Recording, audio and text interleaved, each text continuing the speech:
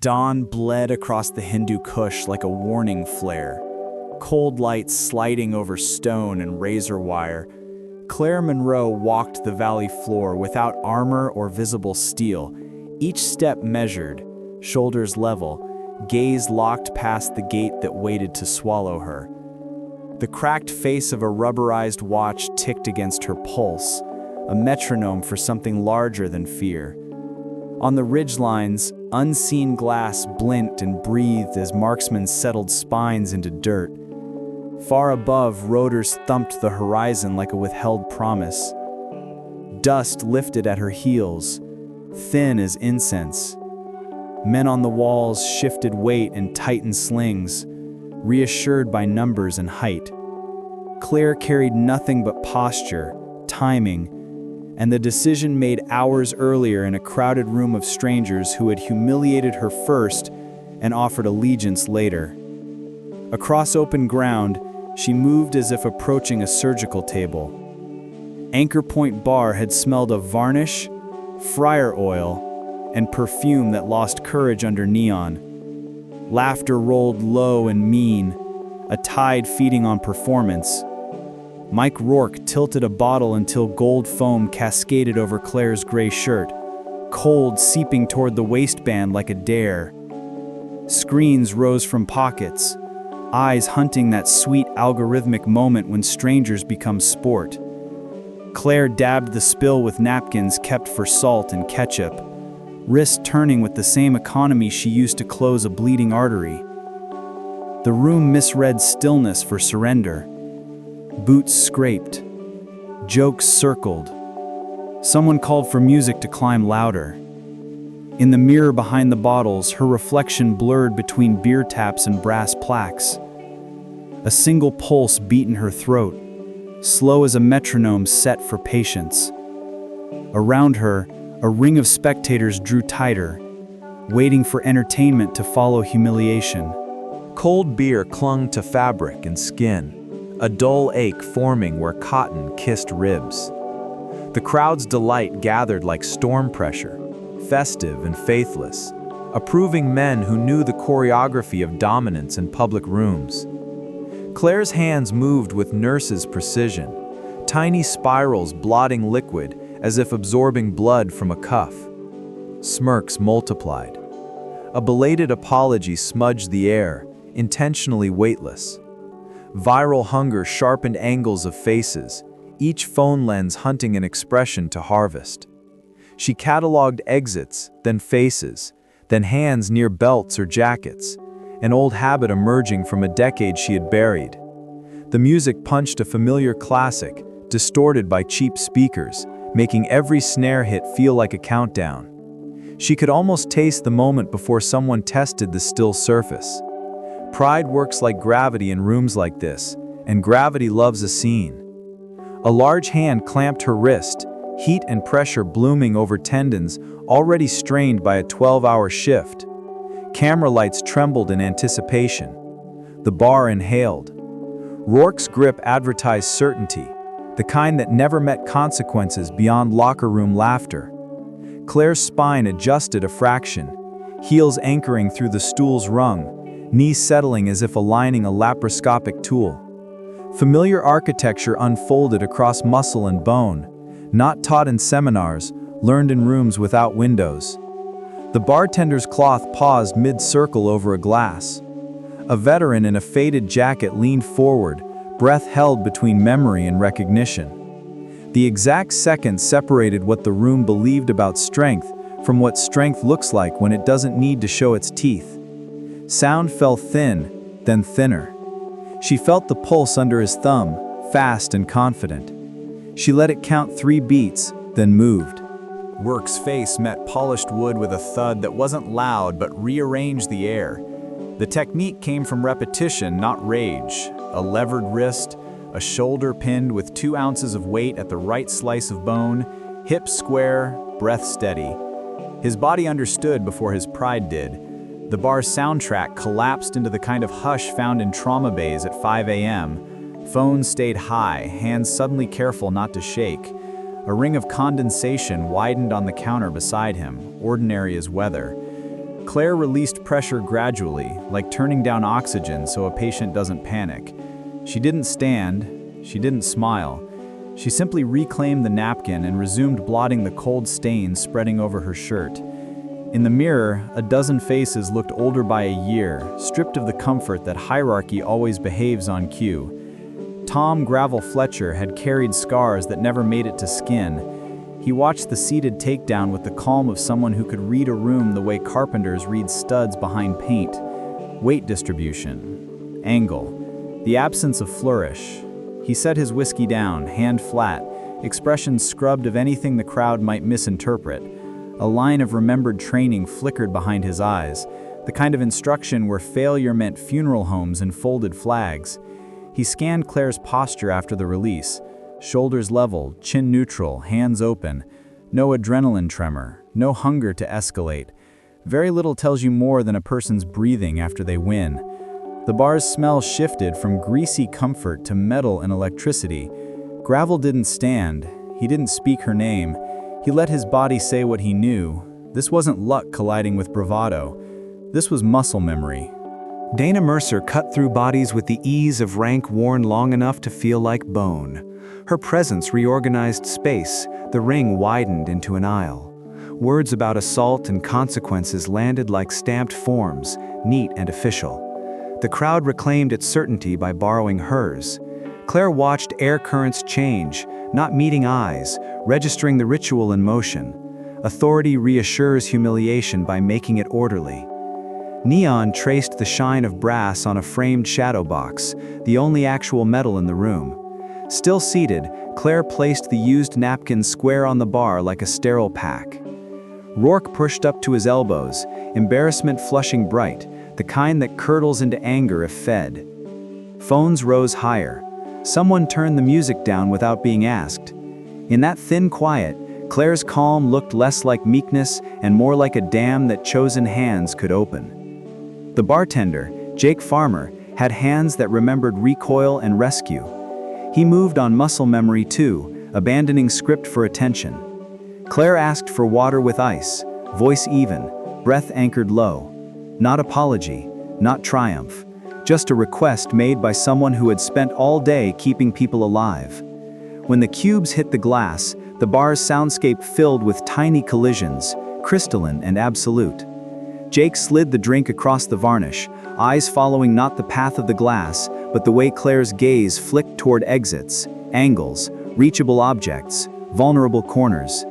He had seen that scan before, in mirrors and memory. His shoulders loosened as if something heavy had finally offered to be shared. He understood that competence can be quieter than decency and crueler than any insult. The room's appetite shifted, still hungry, now curious about the source. Frank Harlan leaned off his stool with the gravity of men who have outlived explanations. He saw the small circle near the wrist, pale and edged like an old moon. Not a kitchen burn, not a clumsy accident.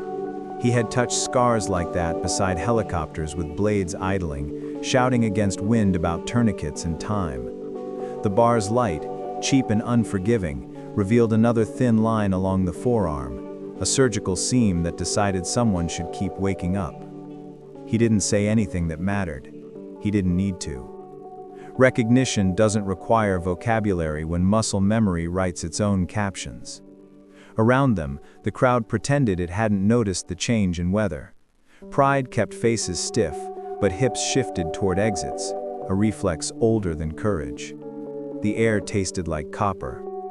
The humiliation they had fed on began to taste like a thing returning to bite. Jake placed a Glock on the bar, slide forward, magazine well empty as a promise. He didn't announce stakes. He didn't grin. He offered a test built for confirmation, not spectacle. Claire's left hand found textured polymer, while her right thumb steadied condensation on her glass. The field strip unfolded like a checklist. Slide, takedown tabs, recoil spring, barrel, frame, parts aligned in a tidy line that armorers call respect. No flourish, no speed record chest thump, just a timescale where efficiency reads as indifference. Someone whispered numbers without meaning them. Claire reassembled with the same economy, snapped a function check without vanity, and set the pistol down pointed nowhere. The room ran out of jokes. In the silence, a fry basket hissed, and the jukebox clicked through tracks, embarrassed to still be playing. Claire lifted the water and took a slow drink, as if cooling hands. Victor Kane approached with the deliberate weight of men who wear bulk like currency. He had the gait of someone trained to own doorways before he reached them, chin forward, shoulders carved out of work and discipline. His hand aimed for control at the shoulder, fingers set to spin a smaller frame into compliance. Claire allowed contact, then became absence, redirecting energy the way sluice gates redirect flood. A pivot lived in the hinge of her hip. A blade-thin elbow met cartilage and breath faltered. Kane reached for air that didn't arrive, knees reconsidering loyalty. She hadn't stood. The stool's rubber feet squeaked, louder than groans. Onlookers flinched with confusion, then recalibrated what they believed about force and size. Humiliation drifted from her to the room, looking for a surface that wouldn't burn. For the first time all night, some phones lowered, unsure what story they were capturing. The door swung against its chime, admitting colder air and a hierarchy that made heads pivot before eyes did. Colonel David Brooks carried years in his shoulders and rooms in his stare. He paused long enough to absorb geometry. One woman seated, a contractor clutching ribs, a SEAL working through embarrassment, a bartender quieting the bar with stillness. Something in the scene scratched at the memory of secure briefings where names were erased and choreography mattered more than insignia. Brooks didn't bark. He didn't need to. Rank can be silent and still fill every square foot. The crowd shifted from amusement to uncertainty, that no man's land where spectacle gets replaced by responsibility. Claire watched him the way clinicians assess unfamiliar specialists during codes, for steadiness, for ego, for whether he would help or impede. The door clicked shut behind him like a stamp sealing a file. Rourke's teammates reclaimed inches of floor with military politeness that still managed to corner. Phones floated at shoulder height like a crown of indifferent birds. Bodies formed a half moon between Claire and exits, not overtly menacing, simply decisive. The bar recognized a tribunal when it saw one. Every small town has taught that posture since uniforms existed. Claire placed her glass on a coaster that wobbled, steadied it with a finger, then removed the finger and let the wobble continue. Air thinned. The jukebox surrendered to silence as if ashamed. In the mirror, the room looked like a photograph made right before flash. Fletcher's gaze stayed on Claire's hands. Brooks cataloged distance and angles. The crowd leaned forward, starving for a label to explain what their eyes couldn't dismiss. The decision to reveal or refuse sat between her ribs, heavy as an unspoken diagnosis. The room wanted certainty the way wounded want morphine. Culture offered a shortcut. Every operator carries a name inside the name. They waited for proof wrapped in syllables. Authority hovered nearby like an audit, ready to stamp. Claire's breath dropped into her abdomen, the place she had learned to keep fear when fear wanted to live higher. Rourke's earlier swagger had curdled into something raw, seeking redemption disguised as confirmation. The crowd's appetite pecked at the edges, impatient, convinced that labels fix disorder. Somewhere near the door, a veteran counted ceiling tiles, refusing to witness faith made into entertainment.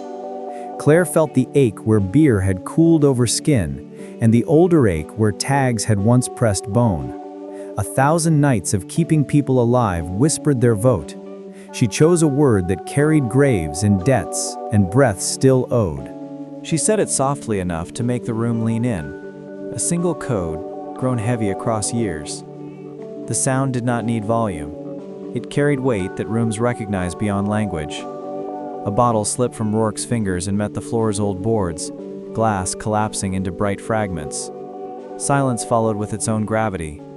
Recognition ran like a shockwave, slow enough to watch cross faces, fast enough to reach the back wall before breath returned. The myth that had rehearsed itself in government rooms and campfire lies stepped into fluorescent light, wearing hospital scrubs and a soaked shirt. People believe they will cheer when legends appear. Instead, they inventory their own posture.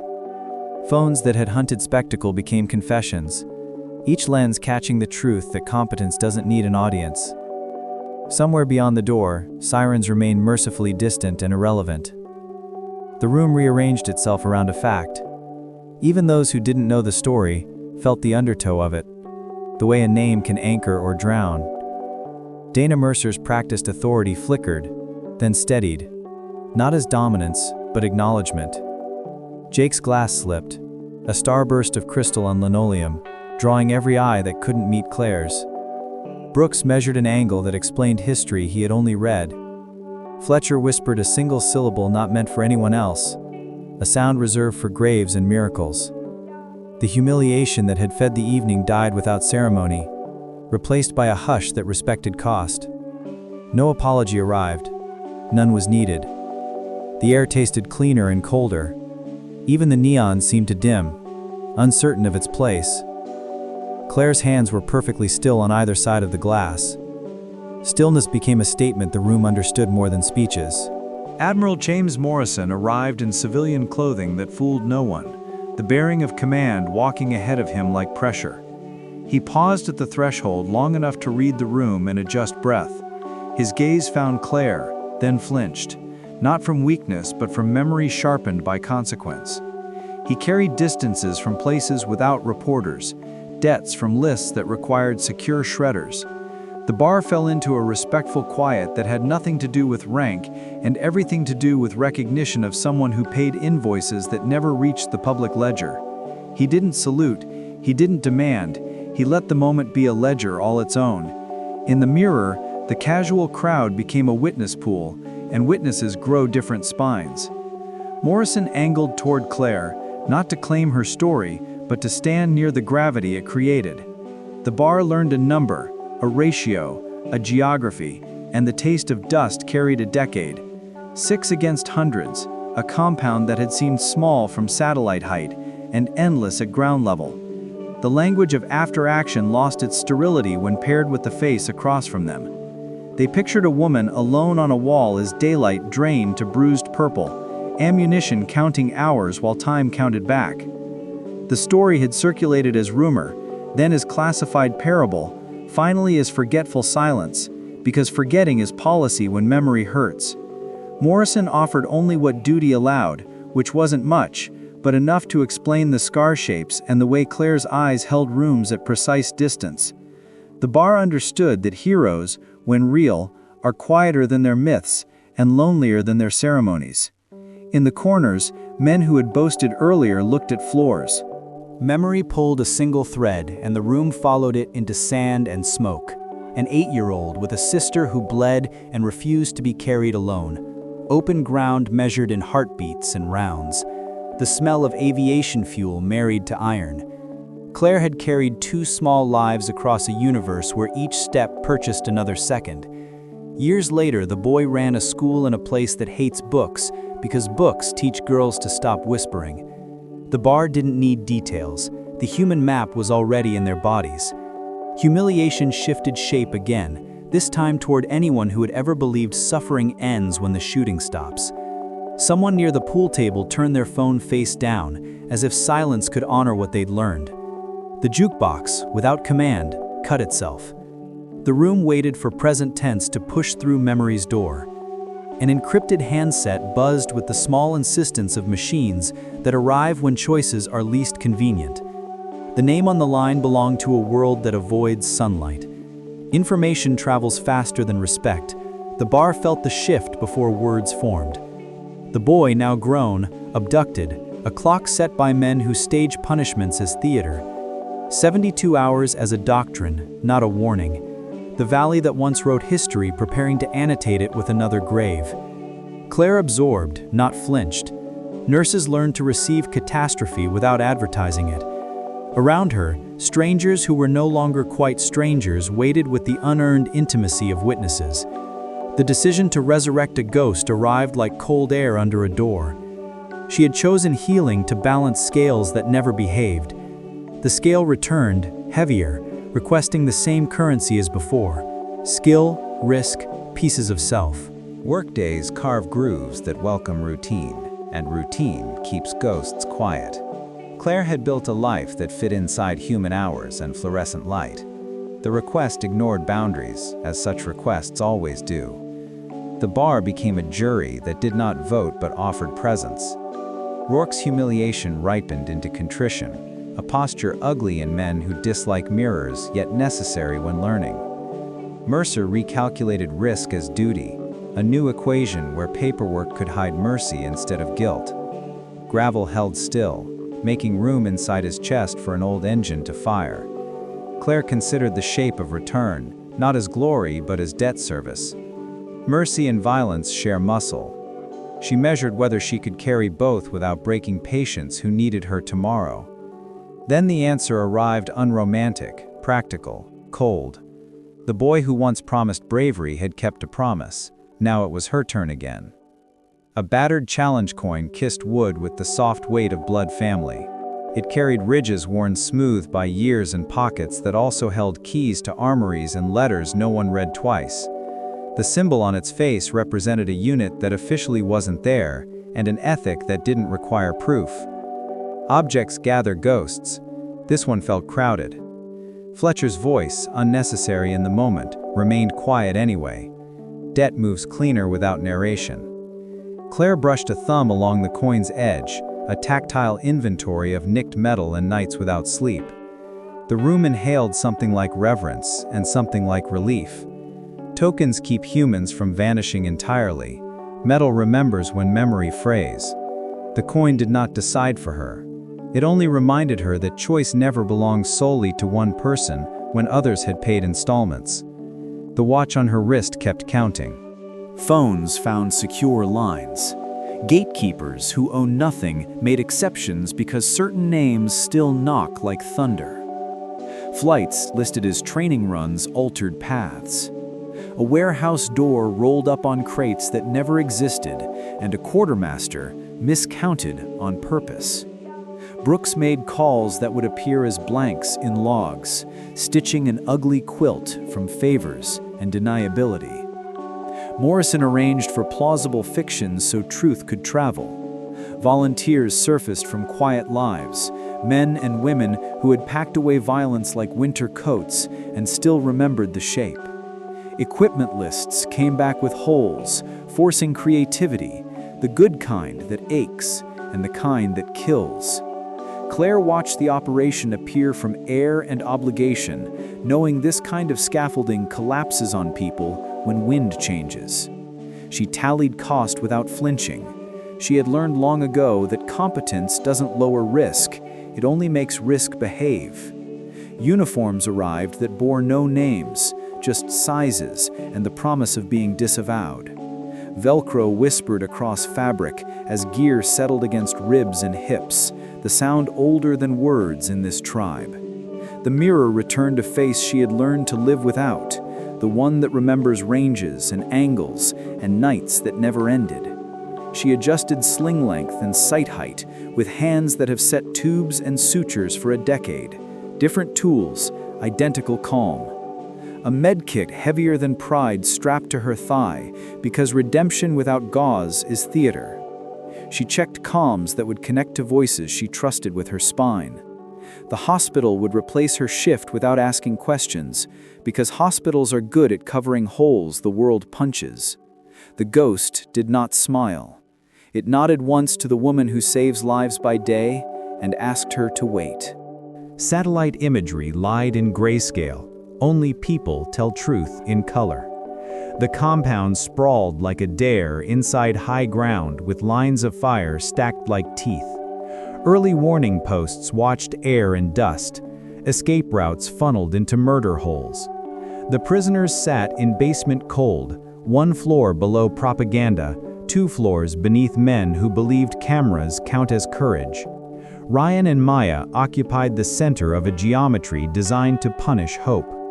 A frontal assault would measure itself in civilian bodies before rifles even heated. The team studied, traced paths with gloved fingers, found seams thinner than hair. Claire mapped shadows in wind and the arrogance of men who have never been surprised. She wove a plan that asked everything from timing and very little from luck. The room exhaled when it heard, partly from fear, partly from respect. Dawn would carry the question. The plan required walking into teeth and counting down with a voice that refused to tremble. It demanded trust between shooters and a woman who would occupy the crosshairs instead of standing behind them. Claire divided sectors, assigned first shots like prescriptions, sequenced fall lines so chaos would belong to the enemy. Radios would stay mostly quiet. The valley would listen to its own echoes. A decoy without armor frees hands for other work. She accepted the trade. She rehearsed a role that would move her beneath a dead man's arc, a motion that would decide whether lungs filled again.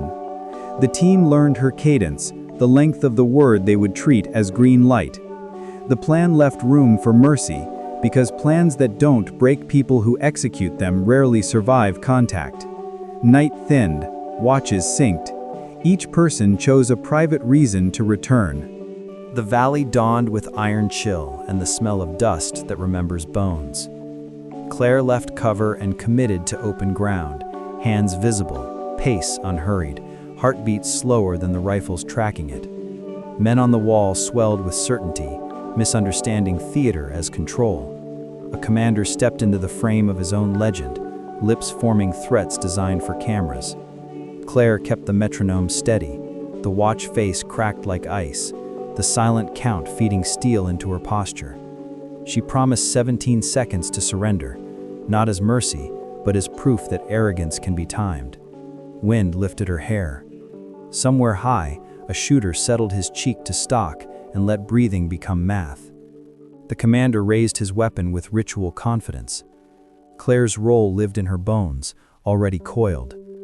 The valley held its breath the way operating rooms do before the first incision. The first round interrupted a sentence and removed a future. 11 more stitched precision across the perimeter, each impact pruning a branch before it could scratch. Security collapsed like a poorly built stage. Claire rolled left into dust that smelled like old pennies in memory, hand finding a concealed pistol the way surgeons find a pulse in dim light. 3 rounds traveled to places taught by years, not bravado. Gates meant to trap now framed lanes for collapse. Positions built to repel air exposed shoulders to angles nobody had imagined from ground. The team moved like a diagram finally colored in, arcs intersecting with intention. Radios offered only breath and timing. Somewhere, a siren started too late and too far. The valley filled with the controlled noise of competence. Claire rose and flowed forward, a blank name on a blank uniform, writing in permanent ink. Basement air wrapped cold and sour around chains that had argued with wrists. Bolt cutters sang a quick, thick note and became relief. Faces that had practiced bravery for 3 days cracked along new lines. Disbelief, then motion. Ryan stood taller than memory, but carried the same concentration in his eyes, the same refusal to yield oxygen to panic. Maya moved with a limp repurposed into rhythm. 12 teachers gathered into a flock that could move quickly without breaking. The team peeled the compound like fruit, each layer an opportunity for error denied by planning. Egress did not celebrate, it counted.